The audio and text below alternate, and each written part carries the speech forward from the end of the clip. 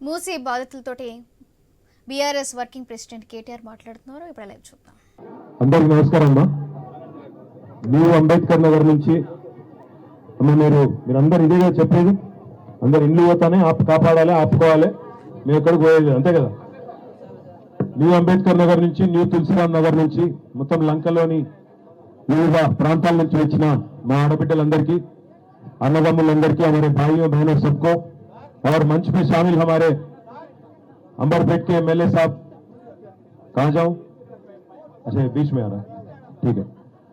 अंबरपेट के हमारे एमएलए साहब పాలేరు వెంకటేష్ గారు, పెద్దలు గౌరవనీయులు మాజీ మంత్రివర్యులు సనత్ నగర్ ఎమ్మెల్యే అన్న తలసాని శ్రీనివాస్ యాదవ్ గారు, పెద్దలు మాజీ హోంశాఖ మంత్రివర్యులు అన్న మొహమ్మద్ మహమూద్ అలీ గారు ఎమ్మెల్సీ గారు, ఎల్బీ నగర్ ఎమ్మెల్యే గౌరవనీయులు సుధీర్ రెడ్డి అన్న గారు, గౌరవనీయులు ముఠా గోపాల్ గారు మన మషీరాబాద్ ఎమ్మెల్యే సాబు, మాజీ మంత్రి శ్రీనివాస్ గౌడ్ సాబ్, ఉప్పల్ ఎమ్మెల్యే గారు గౌరవనీయులు బండారు లక్ష్మారెడ్డి గారు, హైదరాబాద్ నగర బీఆర్ఎస్ ప్రెసిడెంట్ గారు, జూబ్లీహిల్స్ ఎమ్మెల్యే గౌరవనీయులు మాగంటి గోపీనాథ్ గారు, మరి సర్వీస్ లో ఇక్కడ ఉన్న పోలీసులు మా వాళ్ళు చాలా మంది ఉన్నారు.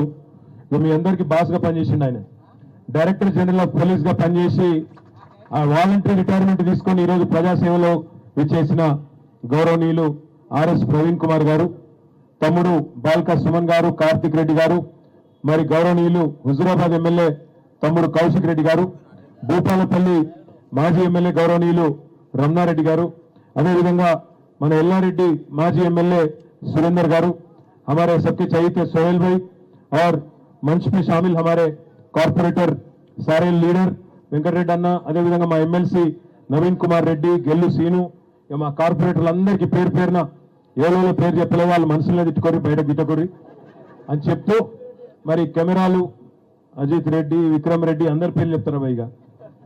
అయితే ఇంతమంది ఇంత మరి పనులన్నీ బంద్ చేసుకొని ఎల్లుండి నుంచి నిజానికి బతుకమ్మ పండుగ శురు అవుతుంది. రేపటి నుంచి, ఎల్లుండి నుంచా, రేపటి నుంచి ఇక పండుగ సుఖం లేదు.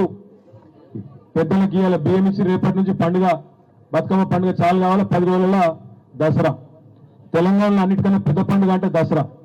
కానీ ఇవాళ హైదరాబాద్లో లక్షలాది మందికి నిద్ర లేకుండా చేసి, హైదరాబాద్లో ఉండే లక్షలాది మంది పేదలకు ఇవాళ ముఖ్యంగా ఎప్పుడు మా ఇల్లు కొడతారో, ఎప్పుడు మా ఇంటి మీదకి బుల్డోజర్ పంపుతాడో అన్నట్టు रेवंत रेड्डी प्रभुत्व वच्चिनाका आज चैन की नींद भी नहीं मिल रही हैदराबाद में गरीबों को. मैं बस एक चीज कहना चाहता हूं, हमारे जो कमर साहब यहाँ बोले, बाकी लीडर भी जो बोले, మీ అందరితో నేను చెప్పేది ఒకటే, మనము ముందుగా మన హక్కులు మనం తెలుసుకున్నప్పుడు మన ఏ ప్రభుత్వం కూడా ఇష్టం వచ్చినట్టు మన మీదకి రానికే ఉండదు. ఇక్కడ మనం అడగవలసింది ఒక ప్రశ్న ముందుగా, సరిగ్గా 10 నెలలు అయింది రేవంత్ రెడ్డి అడిమారి గుడి దెబ్బల ముఖ్యమంత్రి అయిపోయి 10 నెలలు అయింది. హైదరాబాద్లో మీరు ఎవ్వరు ఓట్లు వేయలే, అంబర్పేటలో మీరు అందరూ వెంకటేశ్వరకే వేసిర్రు, హైదరాబాద్లో మొత్తం మనకే వేసిర్రు. అందుకే హైదరాబాద్ మీద పగబట్టిండు.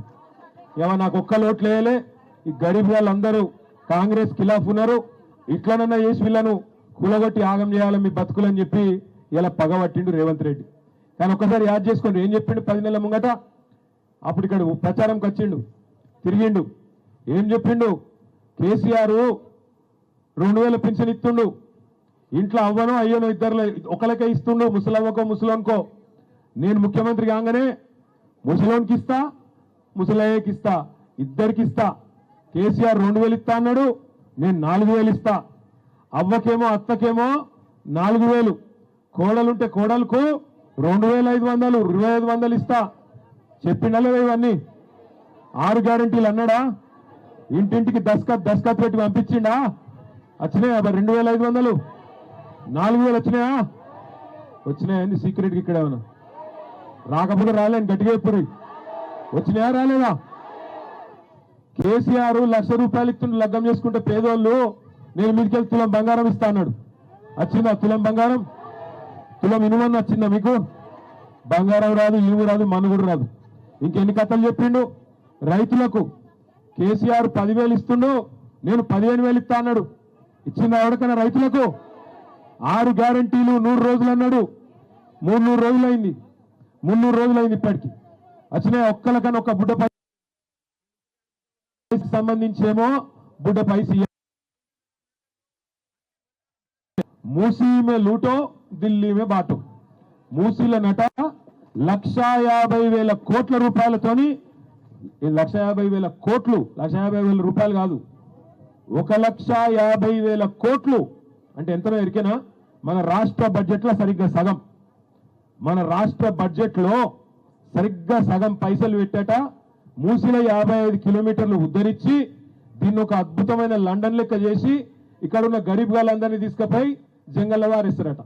మరి ఊకుందామా సపరేక? మేమందరం ఎక్కడ అక్కడ పోవాలన్నా మరి? 38 ఇండ్లకు రంగులేసి పోయినరట, ఆర్బిఎక్స్ అని. రంగులేసి పోతే నేను మీ అందరినీ కోరేది ఒకటే, లక్ష్మి ఇంటి మీద కోతురులే, రత్నకి ఇంటి మీద కోతురుతి, సపరేక నా పనికి నేను పోతా, నాకేం గర్జు, ఆమె ఇల్లు గుల్లబడితే నాకేమైంది, ఇదివరకు ఒకసారి నన్ను తిట్టింది కాబట్టి ఇప్పుడు నేను ఆమె ఇంటికాడికి పోను అంటే నడవది. ఒక ఇంటి మీదకి వస్తే కాదు, మన పంచాయతీలు ఉంటాయి, ఇంటి పక్క ఇళ్ళనకు ఉన్నాయా? గా మాత్రం తాకట్లు ఉన్నాయా? కానీ ఉంటాయి, ఇంట్లో కూడా తాకట్లు ఉంటాయి, పంచాయతీలు ఉంటాయి, లొల్లులు ఉంటాయి, అప్పుడప్పుడు కొట్టుకుని తిట్టుకుని ఉంటుంది. మూడు పిల్లల పంచాయతీలు ఉన్నాయా? ఉంటాయా? ఉన్నాయా? అంటే లగ్గంగానే లెక్కున్నదా ఏంది? అందరు లగ్గం చేసుకునేలే కదా. మీరు మీ భర్తలను తిట్టరా? అప్పుడప్పుడు ఎండ పెట్టరా?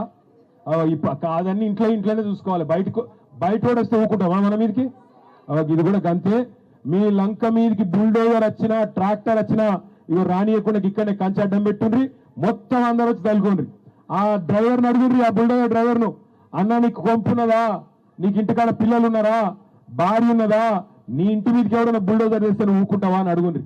40 ఏళ్ళకెళ్ళి 50 ఏళ్ళకెళ్ళి ఇక్కడనే ఉంటున్నాం, రిజిస్ట్రేషన్లు అయినాయి, మాకు పర్మిషన్లు ఉన్నాయి, ట్యాక్సులు కడుతున్నాం, ఏ లెక్కన గులగొడతామని అడగాలి. ఇలా ఇందిరమ్మ రాజ్యం అన్నాడు. ఇందిరమ్మ చెప్పిందా? సోనియమ్మ చెప్పిందా ఇల్లు గులగొట్టమని? ఎవరు చెప్పిండు? ఎవరు చెప్పలే.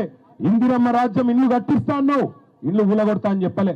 అయినా నాకు తెలియక అడుగుతా, ఇయ్యాల ఇక్కడున్న ఒక మల్లయ్య ఇల్లు గులగొట్టి అక్కడ మాల్ కడితే ఏమొస్తుంది నీకు? మల్లయ్య ఇల్లు బుడ్డ ఇల్లే కావచ్చు, 100 గజాలలో ఉండొచ్చు, దాన్ని గులగొట్టి పక్కన ఇల్లు గులగొట్టి హోటల్ కడతా, మాల్ కడతా, పెద్ద పెద్ద పార్కులు కడతా, ఎవరి కోసం? ఇక్కడ ఉన్నాయన్ని బొందల గడ్డలు చేసి ఇక్కడ ఉన్న వాళ్ళందరినీ లేపేసి దాని మీదకి వెళ్ళేదో కడతా అంటే ఎవరి కోసం అని నేను అడుగుతున్నా. నువ్వు చెప్పిన మాటలేంది? గవర్నమెంట్లకు రాకముందు గరీబులను మంచిగా చూస్తా అని చెప్పినావు, రైతులను మంచిగా చూసుకుంటా అని చెప్పినావు, పెద్ద మనుషులు నడుచుకుంటా అని చెప్పినావు, అత్తలను చూసుకుంటా, కోడలను చూసుకుంటా, నల్ల బిల్లులు కడతా, కరెంటు బిల్లులు కడతా, మీరు కట్టే అక్కర్నే లేదు, సోనియా గాంధీ కడుతుంది, ఫ్రీ గ్యాస్ ఇస్తా, ఫ్రీ బస్సు పెడతా, ఇన్ని కథలు చెప్పిండు. ఇవాళ ఎప్పుడైనా చెప్పిండా ఇల్లు గులగొడతా అని? ఇల్లు గులగొడతా అంటే ఓట్లు పడుతున్నానా? మరి ఇంకొక మాట అడుగుతున్నా, ఇగో మీరు గెలిపించిన ఎమ్మెల్యే ఇక్కడ ఉన్నాడు, మీరు గెలిపించిన ఎమ్మెల్యే మీకోసం కాలేరు వెంకటేష్ నేను అడ్డం వస్తా అని చెప్పి ఆయన ఇక్కడ నిలబడ్డాడు. మరి నేను ఒక్క మాట అడుగుతున్నా, మీరు గెలిపించిన ఎంపీ ఏడవేండు? మీరు గెలిపించిన ఎంపీ, మీరు ఓట్లేసి అంబర్పేట నుంచి గెలిపించిన కిషన్ రెడ్డి ఏడవేండు? ఎందుకు మాట్లాడతలేడు? మరి ఏం ఇద్దరు ఏమైనా బదులుకున్నారా ఏంది? కిషన్ రెడ్డి, రేవంత్ రెడ్డి బదులుకున్నారా గరీబ్ గాలను లేపేమని? అందుకే నేను అడిగేది మిమ్మల్ని అర్థం చేసుకోండి. ఎవరు గరీబులతో ఉంటారో అర్థం చేసుకోండి, ఎవరు మీకు కష్టం వచ్చినప్పుడు మీతో ఉంటారో చూడుండ్రి, ఎవరి నియతేందో తెలుసుకోమని చెప్పి నేను అడుగుతా ఉన్నా. దేవుని పేర్లు చెప్పి ఓట్లు వేయించుకుంటూ కాదు, పేద ప్రజలే దేవుళ్ళు అనుకుంటే వాళ్ళకి కష్టం వచ్చినప్పుడు వాళ్ళ కోసం నిలబడేటువంటి నాయకుడు తప్ప ఇలా దేవుని పేర్లు చెప్పుకొని ఓట్లు వేయించుకొని, డబ్బల ఓట్లు వేయించుకొని పదవులలో కూర్చొని ప్రజలకు కష్టం వచ్చినప్పుడు తప్పించుకుపోయేటోడు నాయకుడు ఎట్లయితారని అడుగుతున్న కిషన్ రెడ్డిని నేను. ఇలా ఒక్క అంబర్పేట కాన్స్టిట్యున్సీలో దగ్గర 1500-1600 కుటుంబాలను రోడ్డు మీద వేస్తా అని చెప్తున్నాడు.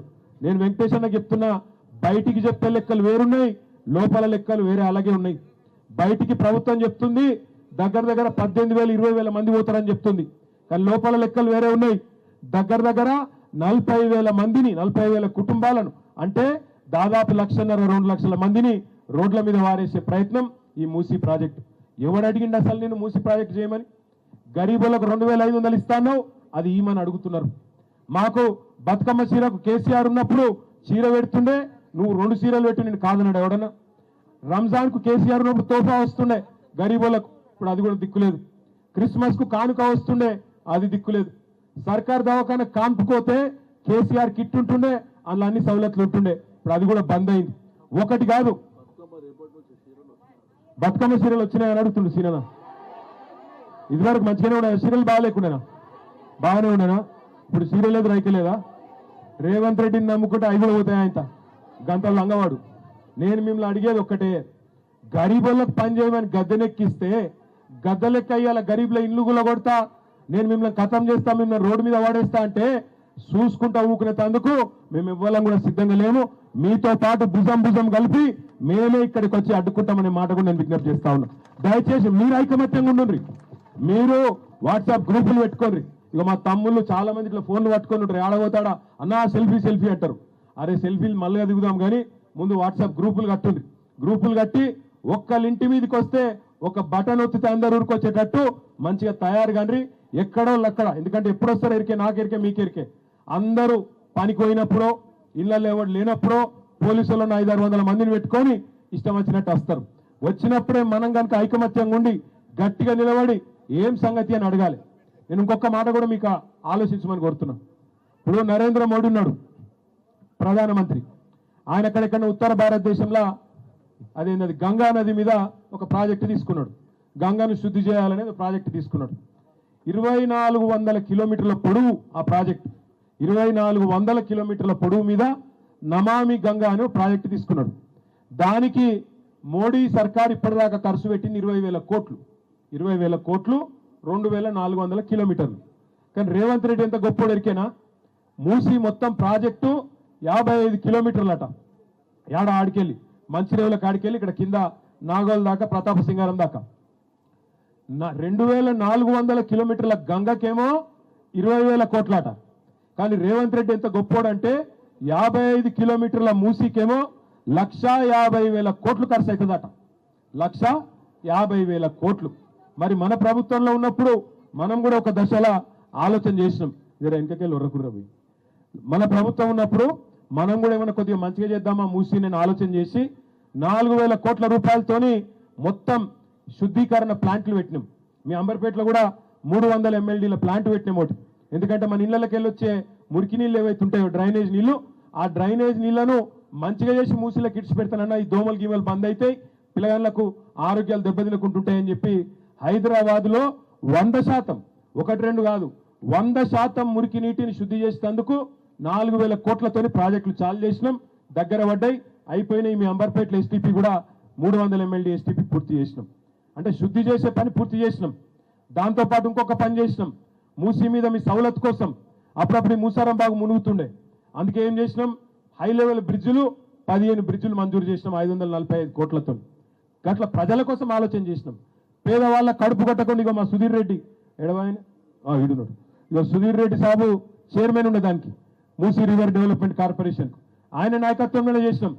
మొత్తం లెక్క తీపిచ్చినాం. ఒకసారి నేను అప్పుడు మున్సిపల్ మంత్రిని, కేసీఆర్ సార్ చెప్తే మేమిద్దరం లెక్క తీసినాం.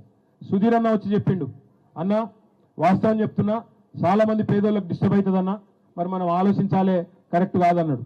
నువ్వు నేను అనుకున్నాడు కాదు, కేసీఆర్ సార్ దగ్గరికి పోదాంపా అని చెప్పి ఇద్దరం పోయినాం. సార్ దగ్గర పోయి పెట్టినాం లెక్క. సార్కి ఇట్లున్నది, మరి మీరు అన్నట్టు ఏదో చేయబోదామంటే మాత్రం చాలా మంది గరీబులు బాగా దెబ్బతినేటట్టున్నారు, ఏం చేద్దామంటే సార్ ఒకటే చెప్పిండు, ఇక అది పక్కకు పెట్టురు మీరు, ఎందుకంటే చేయగలిగితే ఏమైనా పేదోళ్ళకి మంచి చేయాలి కానీ మనం అనవసరంగా వాళ్ళ నాగం చేయొద్దు, వాళ్ళ బతుకులు రోడ్డు మీద పడేయద్దు, దయచేసి ఆ పని పక్కకు పెట్టండి అని చెప్తే ఇద్దరం అన్ని డిజైన్లు గీపించినాం, అన్ని పెట్టినాం 2020 నాటికే. కానీ పక్కకు పెట్టినాం, ఎందుకంటే గరీబోళ్లకు నష్టం అవుతుందంటే వద్దు అన్నాడు కేసీఆర్ అని చెప్పి పక్కకు పెట్టినాం. ఇలా రేవంత్ రెడ్డి 100 రోజులు 6 గ్యారంటీలు అని చెప్పి 420 హామీలు ఇచ్చిండు. అవన్నీ మర్చిపోయిండు, అటక మీద పెట్టిండు. ఇందిరమ్మ రాజ్యం అన్నాడు, ఇంకోటి అన్నాడు. రాగానే 1,50,000 కోట్ల దుకాణం మొదలు పెట్టిండు. అసలు నాకు తెలియక అడుగుతా, మా ప్రభుత్వం ఉన్నప్పుడు ఇదే ప్రాజెక్టుకు మేము లెక్క కట్టింది 16,000 కోట్లలో అయిపోతుందని లెక్క కట్టినాం. మరి ఇలా ఎగ్దం 10 రెట్లు ఎట్లా పెరిగింది? సమాధానం చెప్పేటోడు లేడు. ఇప్పుడు నేను అడిగిన మా ఆడబిడ్డల్ని, ఎవడన్నా అధికారం వచ్చి చెప్తున్నా మీకు చక్కగా ఏం చేయబోతున్నారు, ఎట్లా ఇస్తారు, లెక్క కట్టిస్తారా, మనకు ఇల్లుగులో కొట్టేది ఉంటే చట్టం ఉన్నది, కాంగ్రెస్ వాడికి వచ్చిన చట్టమే ఉంది. ఇల్లుగులో కొడితే దాని విలువకు 3 ఇవ్వాలి, ఇంట్లో ఒకరికి ఉద్యోగం ఇవ్వాలి. ఇవన్నీ చేయకుండా 5 లక్షల రూపాయలు మీరు తరలిచిపోయేందుకు 5 లక్షలు అదనంగా ఇవ్వాలి. ఇవన్నీ చెప్పాలి మీకు, ఇట్లనే పబ్లిక్ హియరింగ్ పెట్టి చెప్పాలి. అంతేగాని సాటుగా వచ్చి రాసుకుంటాం, సర్వే చేస్తాం, మా అయ్యే జాగిర్ లెక్క ఎటువంటి తట్టు చేస్తాం, తెల్లారి పోలీసులను పెట్టి బుల్డోజర్ పంపుతామంటే చూసుకుంటా ఊకునేందుకు కేసీఆర్ గారు మేము ఇవ్వడం కూడా సిద్ధంగా లేము. మీతో పాటు ఖచ్చితంగా కొట్లాడతాం ఈ ప్రభుత్వం మీద అనే మాట, ఒక్క ఇల్లు కూడా డిస్టర్బ్ కాకుండా కొట్లాడతామనే మాట నేను మీకు ఇస్తా ఉన్నా. కొంతమంది అలా గరీబులను మూసీలా ఎవరైతే పాపం వాళ్ళ నయాన్నో భయాన్నో బెదిరించిరట, ఇల్లు ఖాళీ చేపించిరట. అవతల దిక్కు ఏందో శంకర్ నగర్ కాడ ఇప్పుడే బుల్డోజర్లు పోయినాయట. నేను రేవంత్ రెడ్డికి ఒకటే చెప్తున్నా, నీకేమైనా బుద్ధి జ్ఞానం ఉంటే, సిగ్గు లజ్జ ఉంటే, నిన్ననే హైకోర్టు నానా దొబ్బులు దొబ్బింది మిమ్మల్ని, నిన్ననే తిట్టింది హైకోర్టు. ఎందుకు చేస్తుర్రా ఇష్టం ఉన్నట్టు బుద్ధి జ్ఞానం లేదా అని. అయినా నీకు సిగ్గస్తలేదు. ఇవాళ మళ్ళీ పోయి అక్కడ డ్రామా చేస్తున్నావు. రేవంత్ రెడ్డి నీ భాషలనే చెప్తున్నావు, ఎందుకంటే ఇక మామూలు భాషలు చెప్తే అర్థం కాదు. నువ్వు మొగోనివే అయితే ముందు 6 గ్యారెంటీలు అమలు చేయి. ముందు ఆడపిల్లలకి ఇస్తానా నెలకు 2,500 రూపాయలు, ముసలోళ్ళకి ఇస్తాన నెలకు 4,000 రూపాయలు, రైతులకు రుణమాఫీ చేస్తాను 2 లక్షలు అది చేయి. 10,000 కాదు 15,000 ఇస్తాను. ఈ ఆటో డ్రైవర్లు చచ్చిపోతాండ్రు, వాళ్ళకేదో బోర్డు పెడతా నెలకు 1,000 రూపాయలు ఇస్తాను. ఇక్కడ మా వాళ్ళు కొంతమంది హోంగార్డులు కూడా ఉండొచ్చు. ఆ హోంగార్డులకు జీతాలు వెళ్ళవు, 4-5 నెలల నుంచి జీతాలు దిక్కులేవు. గా పని చేయి, పేదవాళ్ళని ఆదుకో. బస్తీలలో ఉన్న వాళ్ళకు దమ్ముంటే కేసీఆర్ 1,00,000 డబుల్ బెడ్రూమ్ ఇల్లు కడితే మొగోను అయితే నువ్వు 2 లక్షలు కట్టు, వద్దంటలేం. కానీ ఉన్న ఇంట్లోకి వెళ్ళి తీసి బయట వారేస్తామంటే మాత్రం ఊకోమెట్టి పరిస్థితులు అనే మాట నేను విజ్ఞప్తి చేస్తా ఉన్నా. ఇంకొక మాట కూడా నేను చెప్తున్నా, దయచేసి నేను మిమ్మల్ని కోరుతున్నా, ఇచ్చగొట్టే ప్రయత్నం చేస్తారు. ఇంటింటికి వచ్చి బుదిరకిచ్చి సంజాయించి 4 బ్రోకర్ గాలు వస్తారు కాంగ్రెస్ వాళ్ళు, వచ్చి ఏం కాదు నేను చూసుకుంటా నన్ను నమ్ముర్రి అని చెప్పి ఇంటింటికి వస్తారు. పొరపాటున కూడా ఏ బ్రోకర్ను నమ్మకండి. మీ ఇల్లు మీరు కాపాడుకోవాలంటే మీ ఐకమత్యమే. ఒక్క కాల్ మీరు కాలేరు వెంకటేష్ అన్న కొట్టండి, అన్న వస్తాడు మీ ఎంబడ, మాకొక ఫోన్ కొడతాడు, మేమందరం దిగుతాము. ఎట్లా ఎవడు మిమ్మల్ని ముడతాడో మేము కూడా చూస్తాం. మీ అందరినీ నేను ప్రార్థించేది ఒకటే, మీరు ఎంత గట్టిగా నిలబడితే మరి మీ ఇండ్లు అంతే గట్టిగా నిలబడతాయి. కేసీఆర్ సారు మళ్ళా రావాలి అంటూ రావాలనా పక్కన? మరి మధ్యలో నిలబొట్టే ఉపాయం అయితే నా కాడ లేదు, మీ కాడ ఏమైనా ఉంటే ఎప్పుడు మళ్ళా వస్తాయి ఆగాలి. మళ్ళా ఎలక్షన్లు వస్తాయి, ఏడవోతారు వీళ్ళంతా. కానీ ఏడవోతారు వీళ్ళంతా మళ్ళా మన కాడికే వస్తారు, మళ్ళా ఇంటింటికి వచ్చి ఓట్లు ఆడుకుంటారు. అప్పుడు చెప్పాలి, హైదరాబాద్ కార్పొరేషన్ ఎలక్షన్ వస్తుందా, వస్తారు కదా మళ్ళీ ఇంటికి అమ్మా అక్క దండం పెడతా ఓటేయని. అప్పుడు ఈ బలగొట్టాలి కాంగ్రెస్ వాళ్ళు. ఈ బలగొట్టాలంటే కొట్టేరు, నిజం కొట్టగురి కొడితే మళ్ళీ ఈ పోలీసు వాళ్ళు కేసులు పెడతారు. ఆయన కొట్టగురి ఓట్లతో జాడిచ్చి తను, అర్థమైందా? ఓటుతోనే జాడిచ్చి తన్నాలి. ఇంటి మీదకి వస్తే మాత్రం, ఇంటి మీదకి వస్తే ఏం చేయాలి? మా ఆడబిడ్డలు ఏం చేయాలి? ఇళ్ళలో సీపుర్లు ఉన్నాయా? కొత్త మంచిగా రెడీ చేసి పెట్టుకోరు.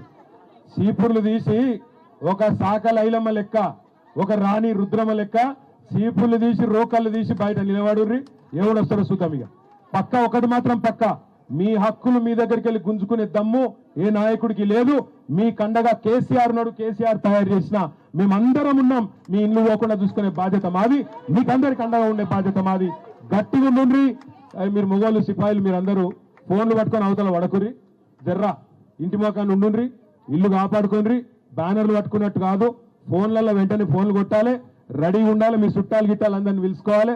ఎక్కడ వాళ్ళు అక్కడ, అవసరమైతే బుల్డోజర్ గడ్డంగా పండుకోవాలి. మమ్మల్ని దొక్కుకుంటా ఊరబాయి కానీ చెప్పాలి. అట్లయితే వీళ్ళందరూ చక్కగా అవుతారు తప్ప, లేకపోతే రేవంత్ రెడ్డి లాంటోడు మంచి మాటకి వినడు. కాబట్టి దయచేసి ధైర్యంగా ఉండండి. మీ కండగా కేసీఆర్ ఉన్నాడు. నేను ఇక్కడికి వస్తుంటే అక్కడ ఒక అక్క అడిగింది, అన్న మరి మా మీద మార్కింగ్ ఇచ్చిండ్రు ఏదో RBX అని, ఏం చేయాలన్నది. నేను ఒకటే చెప్తున్నా, RBX అని ఉంటే దాన్ని తుడిచిపారేసి కేసీఆర్ అని రాయండ్రి. ఎవడు ముడతాడో చూద్దాం. కేసీఆర్ అని రాసి పెట్టి చెప్పుర్రి. ఏందా అంటే అవు కేసీఆర్ సాబ్ చెప్పిండు, ఎవడు ముడతాడో చూస్తా అన్నాడు. RB అంటే అన్నయ్య చెప్తుండే వెనకకించి. RB అంటే ఏంటంటే రేవంత్ బుల్డోజర్ అని చెప్తుండు. RB అంటే రేవంత్ రెడ్డి బుల్డోజర్ అట. భయపడకురి మీరు, అందుకే తుడిచిపారేసి కేసీఆర్ అని రాయండ్రి. పోలీస్ అన్నలకు కూడా నేను చెప్తున్నా, ఎక్కడున్నారు అగో జర మీరు కూడా అందరూ పేద కుటుంబాలకు వెళ్ళి వచ్చిన వాళ్ళు గరీబ్ గాల మీద జులుం చేయకుర్రి. మీరు డ్యూటీ చేయండి కానీ జులుం చేయకుర్రి. అనవసరంగా వాళ్ళు చారాన చెప్తే మీరు బారాన చేయకుర్రి. గరీబ్ వాళ్ళని సతాయించకుర్రి, పాపం కలుగుతుంది, మంచిది కాదు. ఇంకోటి గవర్నమెంట్లు పర్మనెంట్ కాదు, వాళ్ళు పోతారు మళ్ళీ మేము వస్తాం. మీకెరికే మాకెరికే, జనం మూడేందో మీకు కూడా తెలుసు. కాబట్టి ఎవరన్నా పెద్ద పోలీసు వాళ్ళు చెప్పారు కదా పైకి వెళ్ళని అతి చేస్తే మేము కూడా రాసి పెట్టుకుంటాం, మిత్తితో సహా ఇస్తాం. అది కూడా ముందే చెప్తున్నాం. మళ్ళా తర్వాత మమ్మల్ని అనకుర్రి. దయచేసి గరీబుల మీద జులుం చేయకుర్రి, గరీబులను కొట్టకుండ్రి, జులుం చేయకుండ్రి. వాళ్ళు చెప్తే డ్యూటీ చేయండి, అంతకే చేయండి కానీ గరీబులను కొట్టకుర్రి. మీరు కూడా గరీబ్ కుటుంబాలకు వెళ్ళి వచ్చిన వాళ్ళే, గరీబులను దయచేసి కళ్ళలో పెట్టి చూసుకోవాలని కోరుతూ తులసిరామ్ నగర్ లో, అంబేద్కర్ నగర్ లో ఎక్కడెక్కడైతే సమస్య ఉందో వెంటనే కాలేరన్నకు ఇక్కడనే ఉంటాడు, పక్కకి 5 నిమిషాలు అవతల ఫోన్ కొడితే వాలిపోతాడు. వెంటనే ఫోన్ కొట్టుండ్రి, ఏమున్నా మీకు మేము అండగుంటామని చెప్పి తెలియజేస్తూ జై తెలంగాణ. వినవడాల రేవంత్ రెడ్డికి జై తెలంగాణ. Thank you. ఇంకొక మాట అమ్మా, మీకు అరే ఆగురా అయ్యా, మీకోసం అరే ఆగురా అయ్యా, నీకు దండం పెడతా, ఆగురా పోయి. మీ ఎమ్మెల్యే సాబే వకీలు, ఎమ్మెల్యే సాబ్ ఏం చెప్పిండంటే నాకు, అన్న మనమే కొట్లాడాలి పార్టీకి ఎంచి అన్నాడు. 5 కోట్లైనా 10 కోట్లైనా పార్టీ నుంచి మేమే పెడతాం, మీ కేసులని మేమే కొట్లాడతాం, మీరు ఒక్కరికి ₹1 కట్టాకని కూడా అది కూడా చెప్తున్నాను. జై తెలంగాణ.